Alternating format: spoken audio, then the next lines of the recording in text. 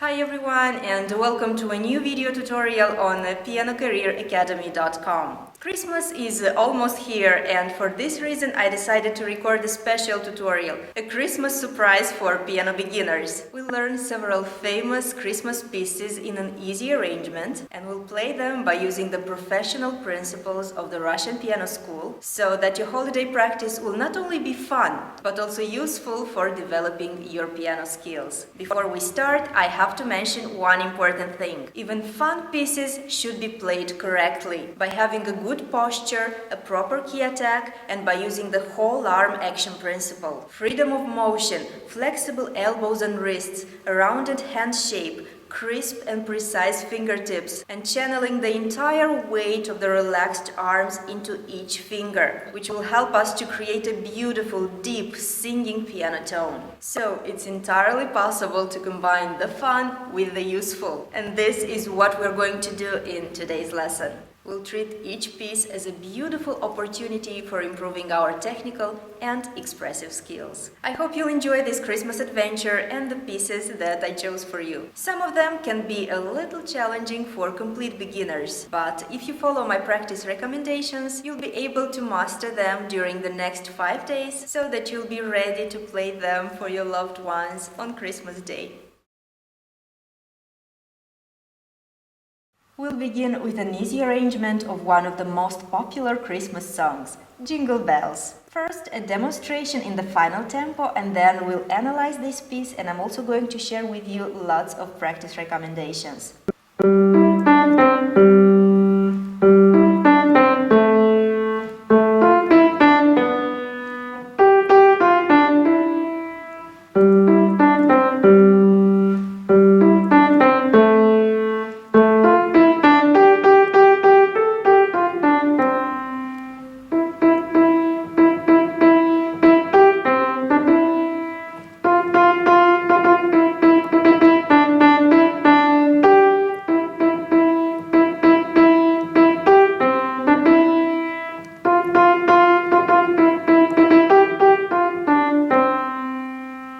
Now let's analyze this piece. Because this is an easy arrangement for piano beginners, we don't have to play both hands together simultaneously.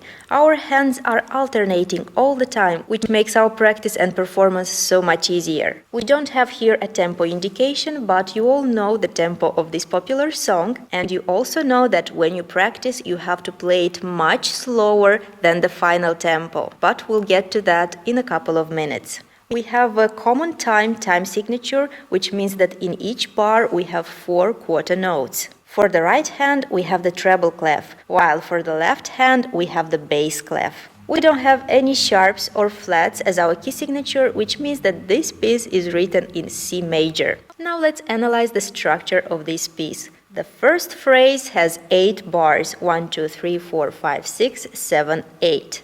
And it consists of 4 little structures of 2 bars, but don't think that these are phrases. These are simple motifs that form the bigger phrase, and for this reason we can start playing a little bit softer and not play statically one note at a time, but create a flowing phrase, an uninterrupted movement until here, until this E. I'm going to demonstrate this in a second. Then the next phrase, the following 8 bars, have a very similar structure. In fact, the first 5 bars are identical with the first 5 bars from the first phrase, so once you learn them here, you'll be able to play them here as well. And then the last 3 bars are a little bit different because they prepare the following well-known chorus, Jingle Bells. In playing the second phrase as well, we can begin it a little bit softer and then create this uninterrupted movement towards here and then a little bit of diminuendo.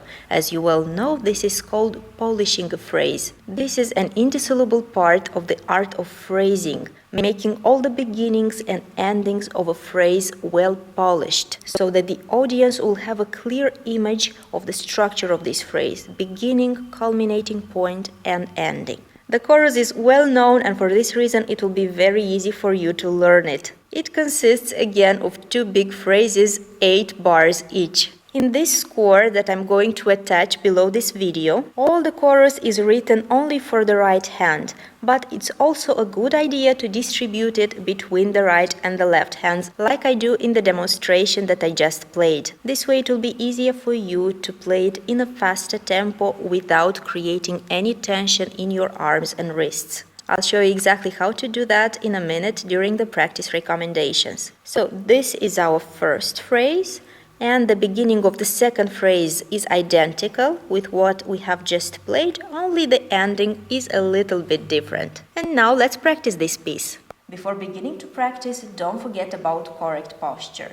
Adjust your bench properly so that it will be comfortable for you to keep your arms like this. Make sure that your elbows are not situated below the keyboard level. And also make sure that your elbows are not glued to your sides. So there should be freedom in your arms. Keep your back straight and make sure that your shoulders, elbows and wrists are entirely flexible and relaxed. Keep a rounded hand shape, and at all times your wrists have to be able to breathe like this. And of course the fingers should be crisp, precise and well articulated. Prepare your fourth finger on this G in the bass clef. This is our first note, and simultaneously prepare your third finger in the right hand. You can count out loud if you're still having problems with playing rhythmically, and because this piece is not a slow one, you can count 1, 2, 3, 4 instead of 1 and 2 and 3 and 4 and. We'll play portamento, which means that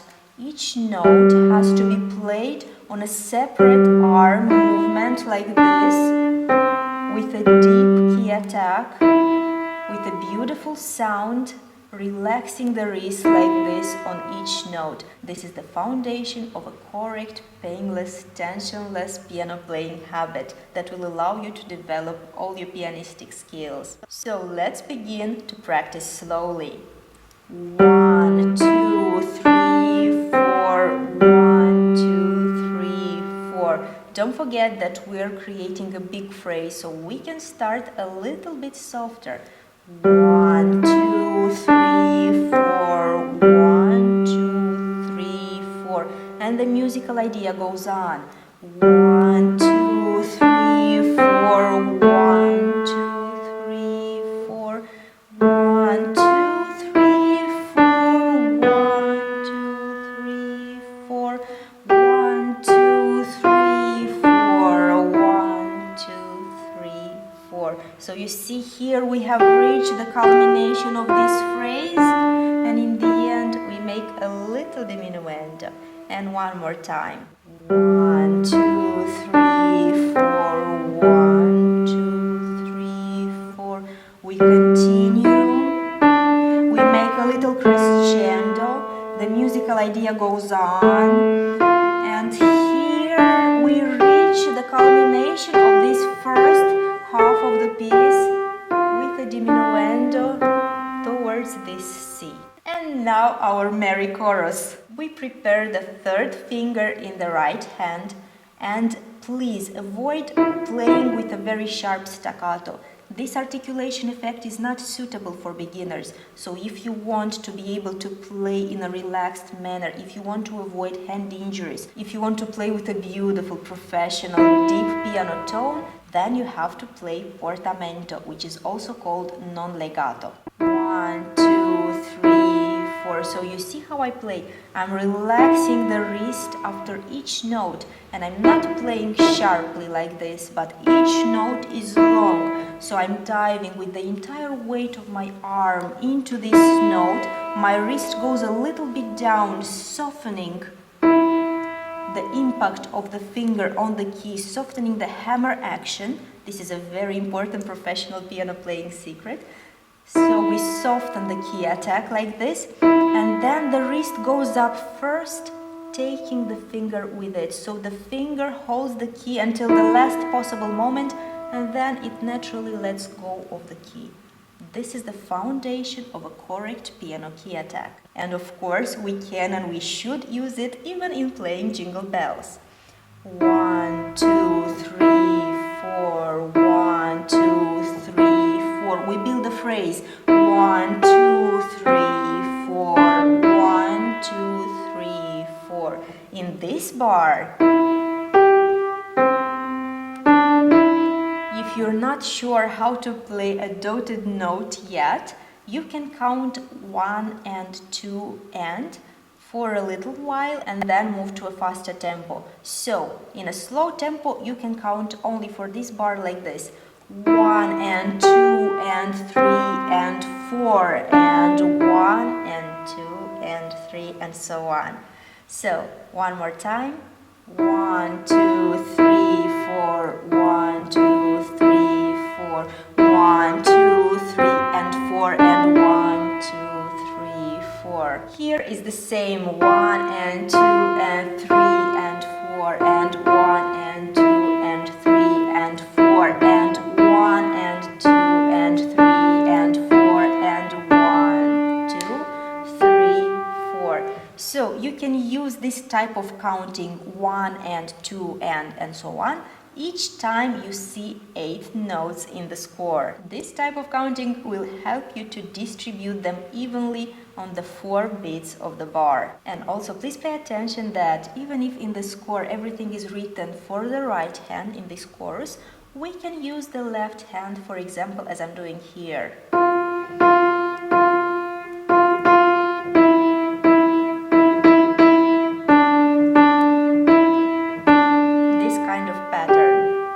Much more comfortable.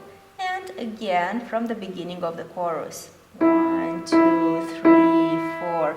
1, 2, 3, 4. A little crescendo. 1 and 2 and 3 and 4 and 1 and 2 and 3, 4. 1, 2, 3 and 4 and 1, 2, 3 and 4 and 1, 2, 3, 4. 1, 2, 3, 4. And we raise our hand like this with a beautiful gesture. So when we play the ending measures of this song, let's not forget about creating a little culmination. A little crescendo.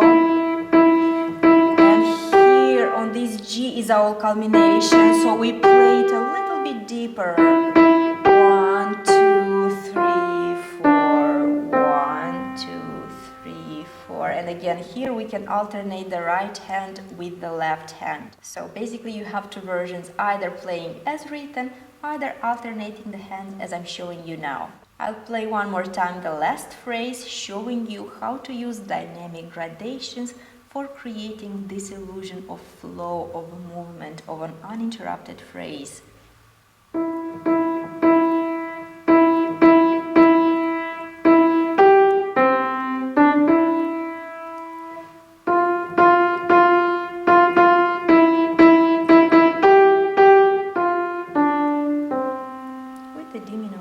In the end.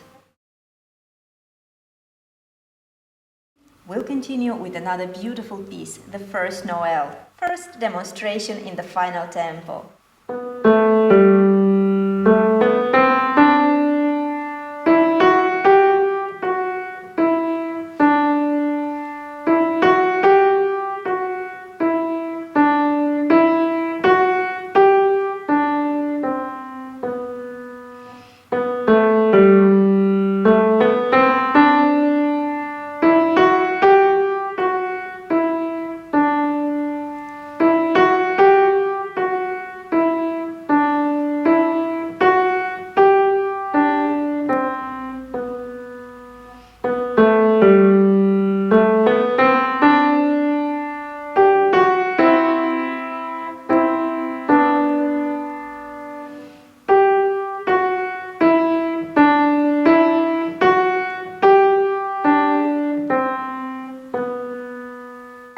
A few practice recommendations. In this piece, legato and non-legato are alternating. So let's count out loud in a slow tempo. 3 and 1 and 2 and 3 and 1 and 2. So do you see how the melody is migrating from the left hand into the right one? So we have reached this D and we make a little crescendo for shaping this first phrase. We play here non-legato and diminuendo towards this D. Now we begin the second phrase of the piece. 1 and 2 and 3 and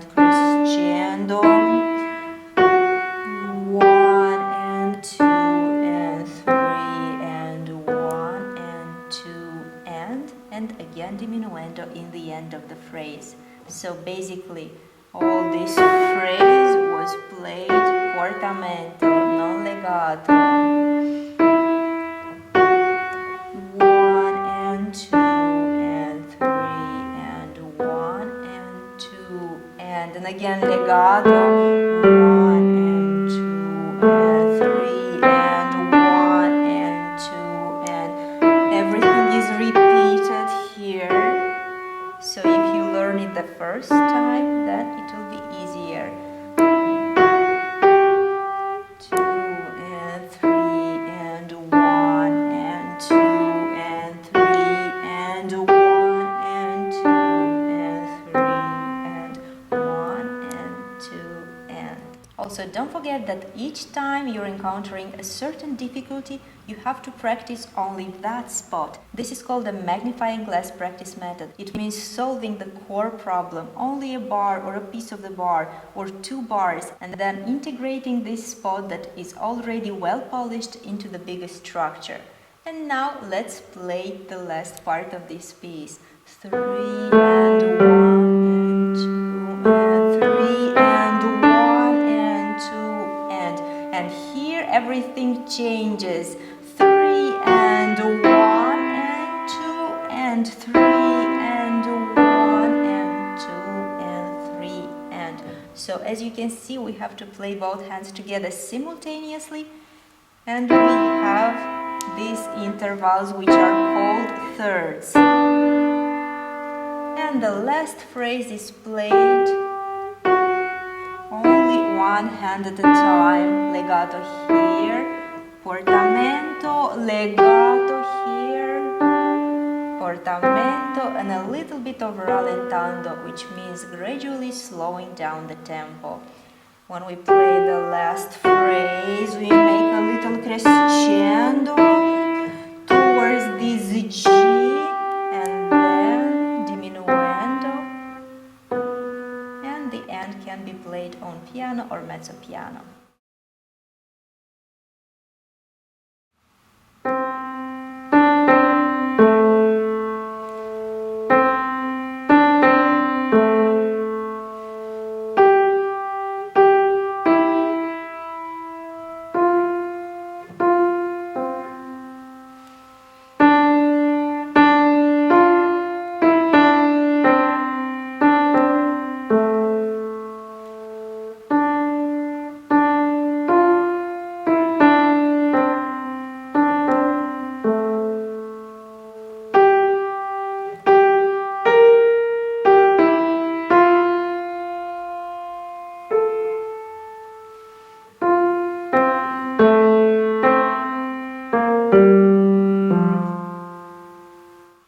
Let's practice this piece. Again, you can count out loud for making sure that you're playing rhythmically. Prepare your second finger, take a deep breath by raising your wrist, by keeping your arm entirely relaxed, and play the first note, which is the middle C.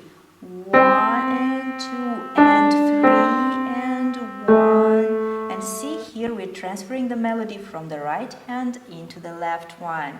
So we have to make a beautiful legato from this C to the A. So don't raise the C until you play this A. Only after the A has sounded, you make this transfer, you raise C. And this way we'll make a beautiful legato. 1 and 2 and 3 and 1 and 2 and 3 and 1. And don't forget that this is slow practice. We always have to practice slowly for learning the piece properly, and then we can increase the tempo gradually until we reach the needed speed. So bar number 3, 1 and 2 and 3 and 1 and 2 and 3 and 1 and 2 and 3 and 1 and 2 and 3. These 2 bars can be played with a deeper sound, a little bit louder, and the following ones as a reply, as a soft echo. This creates a very nice expressive effect. And then here a little bit more melodious with a singing piano tone. Then 2 and 3 and 1 and 2 and 3 and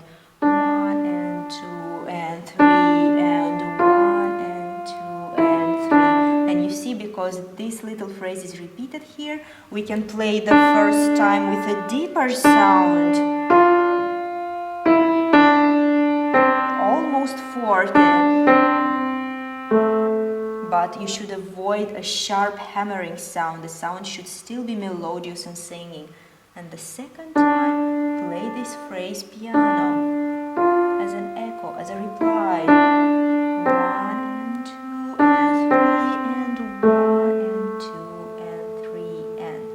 And now we reach the culmination of the piece.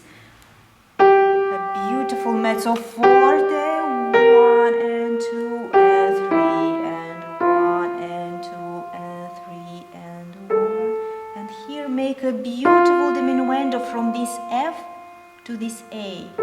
Play this A really softly, and this will create an amazing expressive effect. And then the last phrase, 1 and 2 and 3 and 1 and 2 and 3 and 1 and 2 and 3 and we have a tie here, 2 bars in a row, 1 and 2 and 3 and.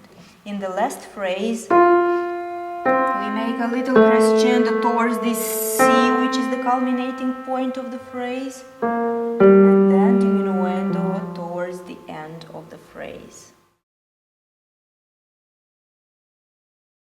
We'll continue with an easy arrangement of Joy to the World. I'm not going to analyze this piece in detail, but if you want, you can certainly practice it by following the score that I'm going to attach below this video, and also by following my performance in the final tempo.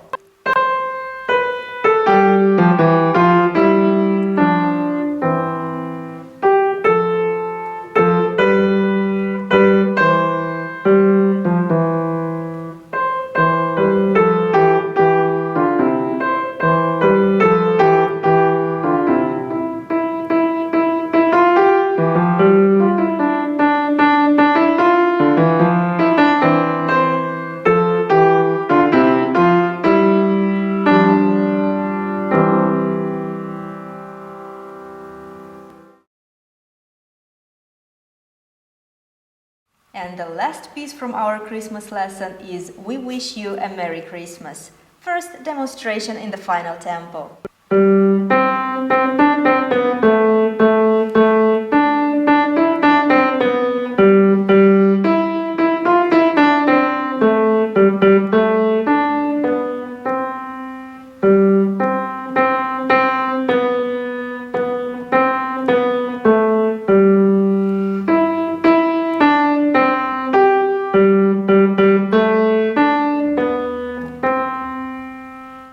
Let's practice this piece. So again, you can count out loud during slow practice, and don't forget about keeping the correct posture, playing with a beautiful sound and with relaxed arms and wrists. Remember that we're not simply learning Christmas songs, we're also improving our piano skills.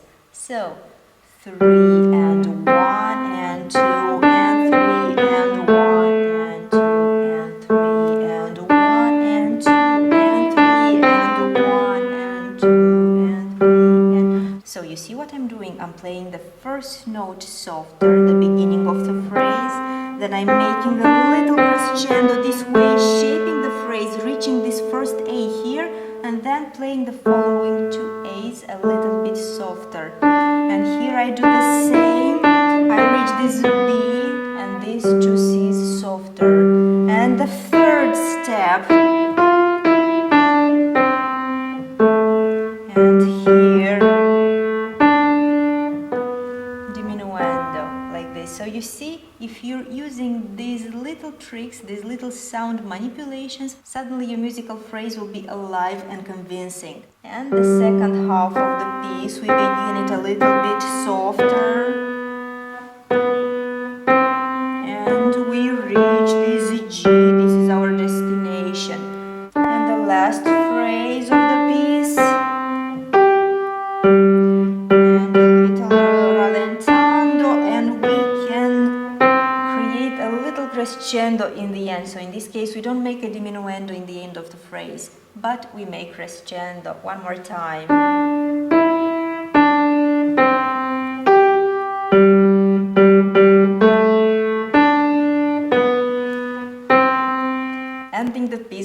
creating a majestic, victorious character. And now for those of you who are not complete beginners and who would certainly enjoy practicing something a little bit more challenging, I'm going to share another version of this song, We Wish You a Merry Christmas. I'm simply going to demonstrate it in the final tempo and you'll be able to download the score below this video.